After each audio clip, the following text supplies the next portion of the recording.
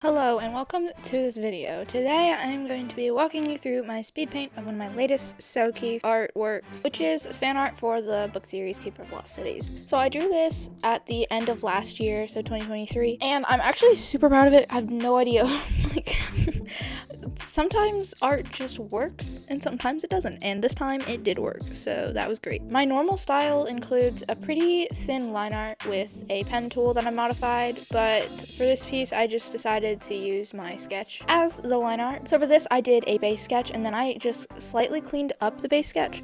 And I highly recommend this if you are going to do this sort of style where you leave a lot of gaps in your line art. This will make coloring harder, but I will tell you how to do that in a second. For coloring this, I literally just blobbed colors and then went around the edges and cleaned it up. I don't recommend doing this because it takes forever.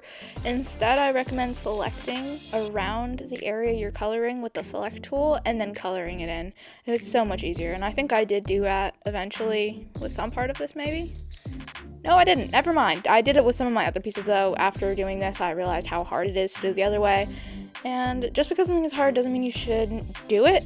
But also, when it comes to, like, drawings, if it comes out with the same outcome, like, bro, just do the easier way. You're just making it harder on yourself. So for shading, I actually use black and white, which is very unpopular, apparently. I've gotten, like, 20 comments over the last couple years, which I know doesn't sound like too much, but just for this one thing, I shade with black and white. And a lot of people seem to be very annoyed or just, like, think I don't know how to shade with colors, which I do. Use multiply or other layer settings. And I mean, I really appreciate people trying to teach me. And of course, if you have a new skill you want to tell me about, please do. I love hearing new things. But I've gotten this comment so many times. They're like, you know you're not supposed to shade with black and white. And I'm like, you know what? I don't think there's laws in art. So I shade with black and white. It, in my opinion, looks pretty good. When you're shading over pale colors or highly saturated colors, you do have to use multiply because it won't show up if you use overlay, which by the way is what I do. I use black on overlay or soft light, and then I use white on add or overlay for highlights and all that juicy stuff. And as you can see, I also did use multiply with blue on here. A cool trick I learned way back in the day for coloring eyes and also for highlighting eyes specifically is you make a streak of white across the eye and then you blend out the bottom, so it basically creates a highlight that fades into the eye and then also shows that the eyelashes and the top eyelid create a shadow over the highlight too. And then I like to add like a little line of white or a couple dots of white and set those all those layers to add to create some shimmery shading because we love that sparkle. And then also when you're shading eyes that are different colors, using the opposite color of the eye, I noticed, will cause more contrast. So for Sophie's eye here, I used like a pale blue for the highlights. It made it stand out even more that her eyes were brown and also that the highlights were there.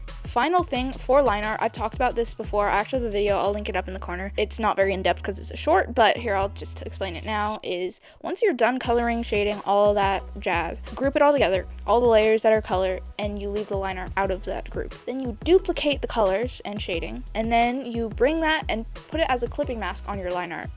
Then you use the Gaussian blur to set like maybe 3 or 4%. Then you duplicate that layer like, I don't know, 10 times maybe until you can't see your line art anymore. And then you flatten all that together and go into your layer like hue, saturation, and brightness underneath the magic wand tool. And you set the saturation a little bit up, and then you set the brightness a little bit down until you get a darker version of your colors. So there's a way where you literally just color in like your line art, and I am impatient and I don't really like how it looks when I do it, so I decided to do it this way, and it makes it look more blended, and in my opinion, for my art, however you like to do it is great, but for my art personally, I like the way it looks better. But overall, that is all I have to show you. I hope you enjoyed this video of me rambling about art, and I hope you learned something new too, because this took me years to figure out, and hopefully I can help you not have to spend years figuring it out. I hope you have a wonderful day. Thanks for watching, and I'll see you guys in the next video. Bye!